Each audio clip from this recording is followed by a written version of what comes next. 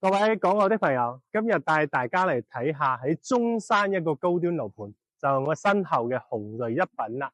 呢個小區咧係配置有一個4000平方米下沉式嘅升級會所噶，並且咧佢嘅一個配置交通係非常便捷噶。喺中山站咧呢個輕軌咧，我哋過去咧就只係需要5分鐘嘅車程啫，好方便。咁成個小區嘅園林品質亦都係好高端嘅喎。好似我哋嘅商業啦，有嗰啲 Coco City 啦，包括富逸城啦，呢邊都係我哋嘅一個小區5公里範圍嘅一個配套設施。除咗之外咧，我哋嘅教育配套，好似我哋小區都係有相對嘅教育配套喺度嘅。好似我哋嘅鴻瑞學校啦，係嘛？你可以唔注重佢，但係嘅話咧，如果你係後期考慮賣咗佢嘅話咧，肯定要有呢種教育配套。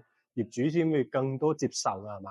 咁講咗咁多咧，我就係帶大家去睇翻下我哋社區裏面嘅配套設施。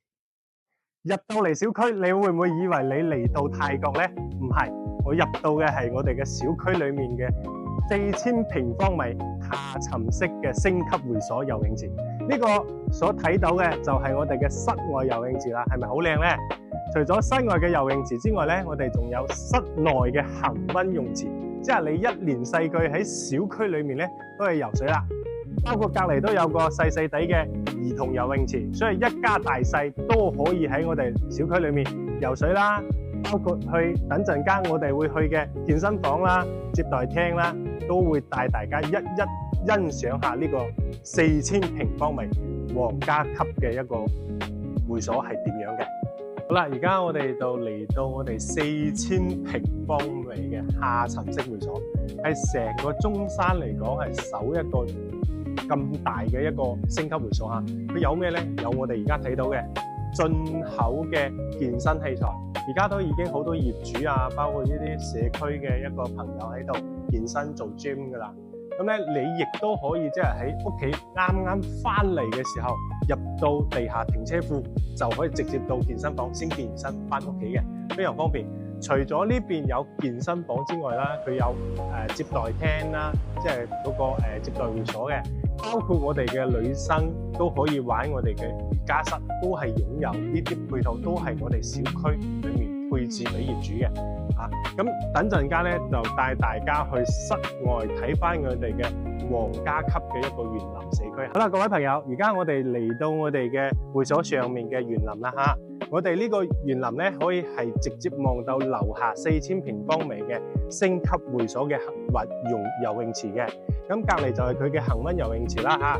咁喺成個園林當中咧，我覺得最吸引我嘅眼光就係呢個鳥巢設計嘅藝術品啦。喺呢邊咧都係一個園林景觀嚟嘅，隔離左手邊呢邊咧有個水景，所以成個園林小區咧係好舒服嘅。你睇到細路仔有踩單車啦、聚會嘅。咁等陣間咧，我哋就翻到去我哋嘅樓上睇下我哋嘅樣板間單位嚇。好，各位朋友，而家我哋嚟到我哋3號樓110方3房2衛嘅一個樣板間，即係創意單位啦。咁入嚟咧，佢係餐客廳一體嘅一個設計，係一個以輕奢設計風嘅，所以成個屋企咧係好陽光嘅。做咗一個從客廳推出陽台嘅風窗設計，所以外面嘅景觀咧係一覽無遺嘅喎。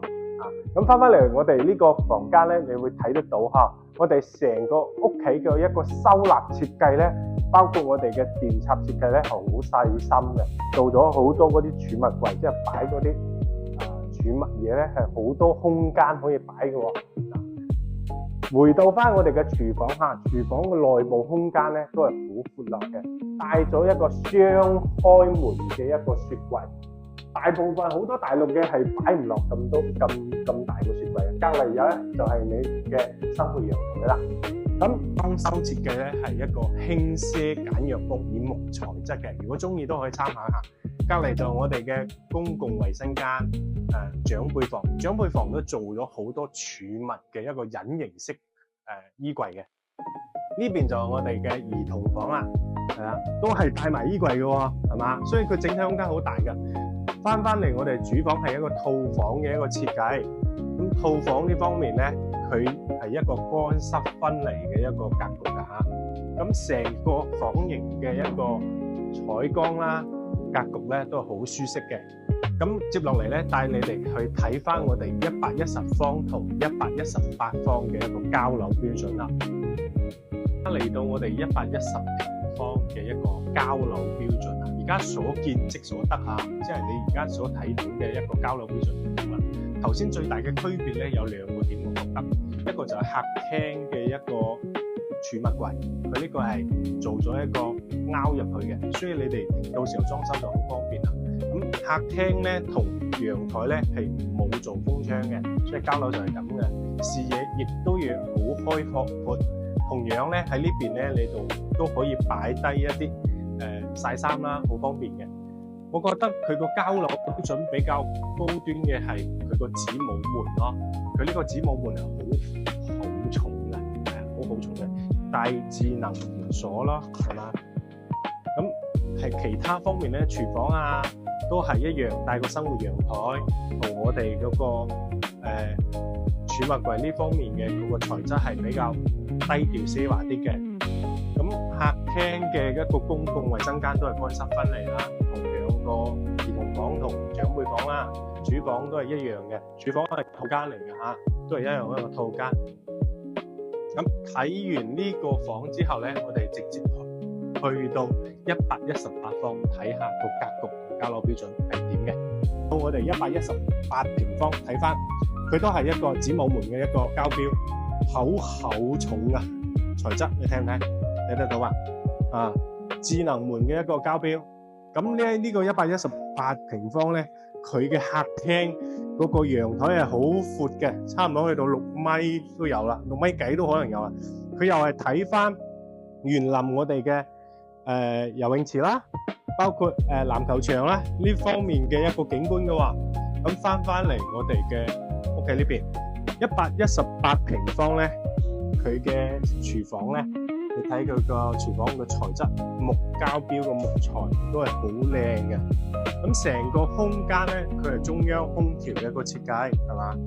咁總體嚟講咧，如果係中意呢個118平方嘅朋友咧，係可以喺我後台留言，我將相關嘅資料發俾你啦。